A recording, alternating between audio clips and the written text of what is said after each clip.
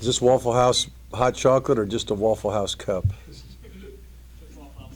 Okay, well they'll be pleased with that.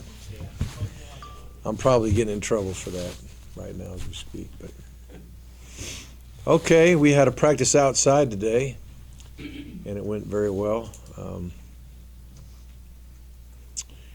I like to give credit to our scout team from time to time, maybe more than most people, but they really do work hard. And sometimes when your numbers get down a little bit from injuries and things of that nature, it's less and less guys doing more and more work.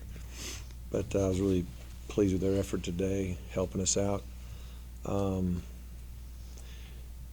Spirits are good. Everybody's working hard. Coaches were doing their job, keeping them moving and, being demanding on the effort level. But I thought it was a good day. Speaking of practicing outside, Mhm. did you read Coach Stewart's comments last night? I saw some of it. Yeah, I think wondered how this that is what I you think. received that. This is what I think. I think that our coaches are excited about the indoor facility being on the way. As far as figuring out when exactly that's going to happen, that's another story. But the reality is we are in process of deciding, where it's going to go. I'll be meeting with an architectural firm here in the next couple of weeks to start, talk. It's called a programming meeting to, in other words, to say, how big do you want it? What do you need in it? Where do you want it to go? Where could it go? There's a feasibility study on all that kind of stuff. So we're moving forward with the project, which is exciting. And as soon as it can be done, it'll be done. And these things take time and planning, and depending on where it is and what has to be done to get it in the ground, will determine maybe how long it takes before you get it done. But I think we're all excited about it. I think a big part of what Jeremy was trying to do is let everybody know it's on the way, and then we're all excited about it, and let our recruits know that it won't be long. Mark, if it's on Budsmere complex close here to sacrifice some of these practice fields? Yeah. Well, it would make most sense for us. It would be most convenient for us, I guess, would be a better way to say it. If it's near here, near the Butts, or somewhere on this, either near this property or on this property. So that would be the first choice. We just again got to see the feasibility of all that. But I think there's going to end up being a way, if it is on this plot of land, where we can still have enough grass to get done what we need to get done.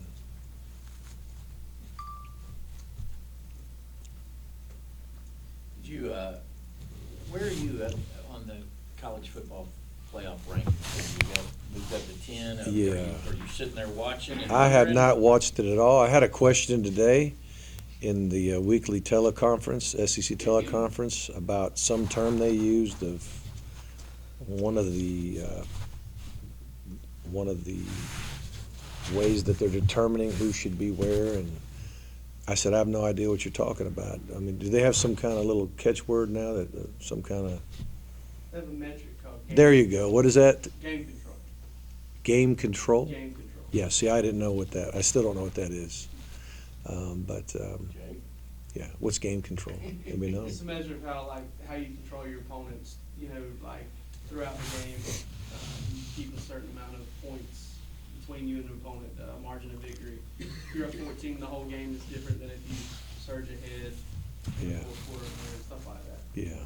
Well, it's interesting stuff. I wonder who invented that, but we're just trying to beat the Buccaneers this weekend right now. So I've not watched that show yet. It's kind of in the heart of when we're watching practice film on Tuesday and game planning. So But I do check to see where we ended up. And, it's nice to be moving up. That's a good sign. Coach, when you watch Leonard Floyd play, who does he remind you of some of the other outside linebackers that you've coached here in your time?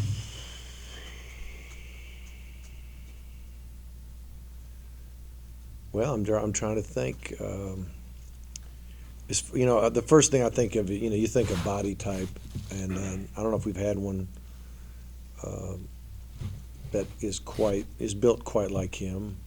And for years we were a 4-3 team, so like David Pollock, if he's in a 3-4, he'd be an outside linebacker, but to us back then, he's a defensive end. He's a rush guy. He had his hand on the ground, didn't drop into coverage much. So we really hadn't been doing it all that long. This is probably year 5 of even having what you'd consider that position here at Georgia, now that we base out of a 3-4. So there's not that many people to compare him to. But, productivity-wise, he's and talent-wise, he's as talented as a lot of these other guys that have been through here in the past. But one guy in particular, it's hard for me to say. Coach, can you talk about Marlon Herrera and kind of the progression he's made on and off the field from the time he committed here until now? Yeah, Marlo. Well, Marlo was an outstanding high school player, obviously, and he played early. I don't know if he was ever super comfortable in the beginning, barking out signals and communicating to everybody and being the lead guy. I think it was not natural for him, but through experience and just kind of being a senior, being an upperclassman, he's really taken on that role much better, in my opinion. We had the program came through this offseason, which was a leadership exercise with some former military men that run it, and we put Marlo in a leadership position during those exercises, and it stretched him. It made him better. It got him out of his comfort zone a little bit, and he gained confidence through it. Hudson was kind of the main guy on offense going through that as well, and it helped Hudson learn to communicate better as well. Mark, was Langley still with the defense, or has he moved back? I think he's right this minute. He's mostly getting scout work for the defense. That's kind of where he was before.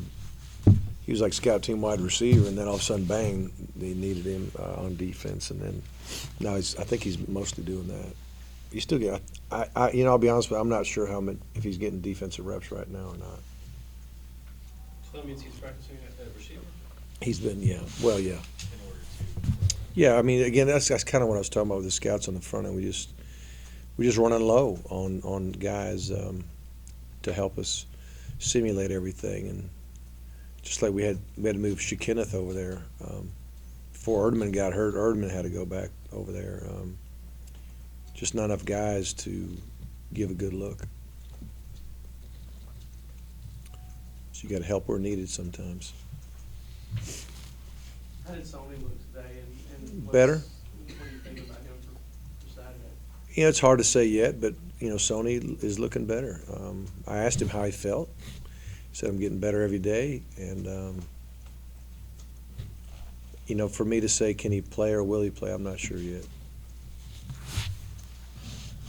I don't recall if you were asked about him after the game on Saturday. Malcolm Parrish had a couple. He did. plays in that game. How impressed were you? Well, after watching the film, first of all, that opening kickoff was huge because that guy might have scored. But he's kind of a safety, a guy. We use the term fold, but the run, the kickoff's kind of coming this way, and he was the outside fold guy, and he came in and just made the play perfectly. And if he didn't, they may have scored on that thing. But then he also knocked the ball out at the end of the game, caused a fumble, and he made some really outstanding tackles. He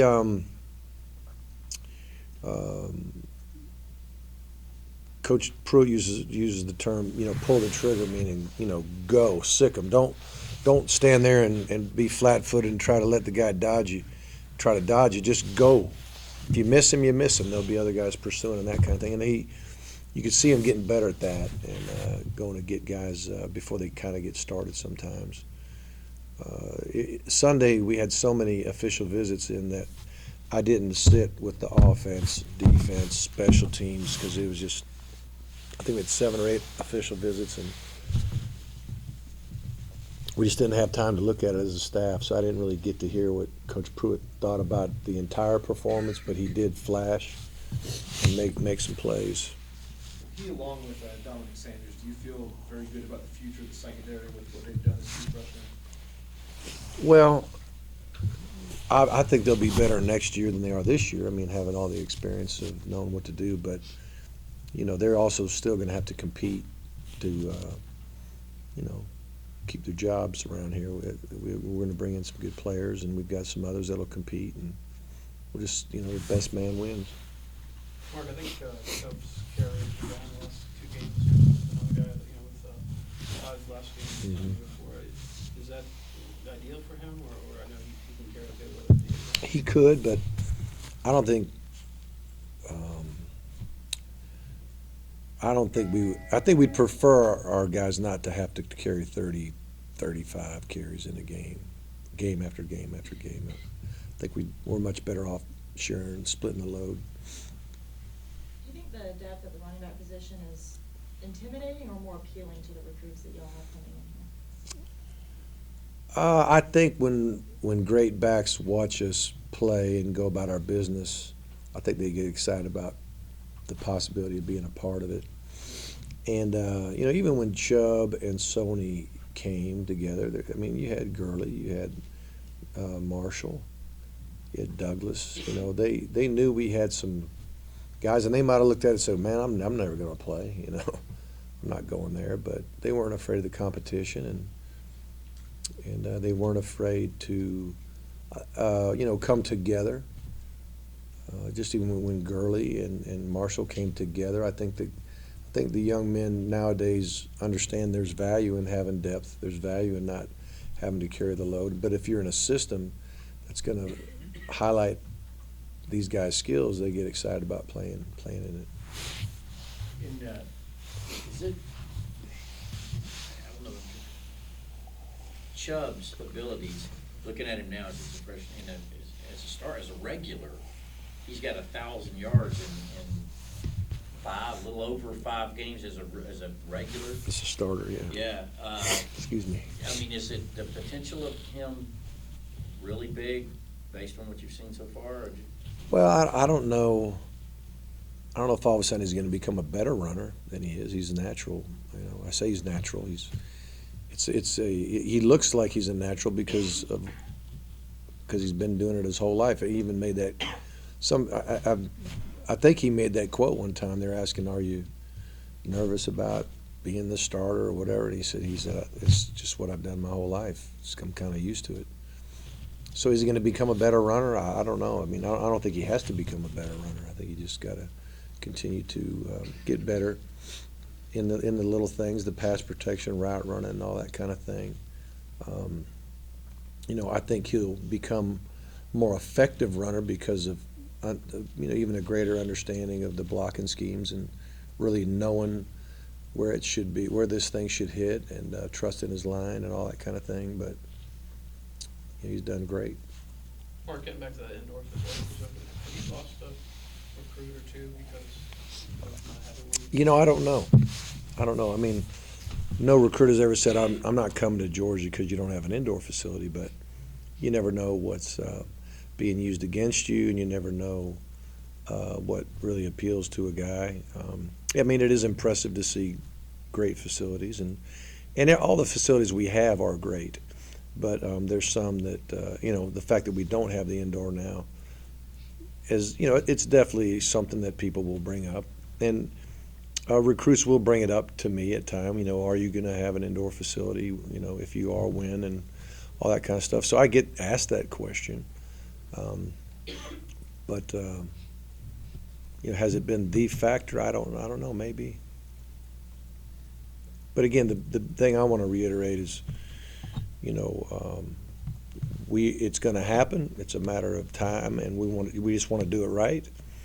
And I'm very excited and thankful for, our administration and the board, the president, everybody who is in the middle of allowing us to get this thing done. Is it your understanding, though, that it wouldn't be in effect for next year? I think it'd be very difficult to get it done that fast. Once you break ground on something, it may not take but X amount of months or whatever, but there's a lot of things that have to get done before you get to that point. And how long that'll take, I don't know. But again, for me to know it's going to happen, to know we're moving forward, you can recruit with that. And I think that's the point Jeremy was trying to make. He might have got a little overzealous on when it was going to be in the ground and all that kind of thing, but I think he was just wanting to let all of our recruits know that it's on the way. We've decided to get it done, and we're thankful, to the administration and the president and everybody else for allowing us to do it. Time for one more question? Was Swan out there today? No, Swan is under the weather, kind of flu-like symptoms.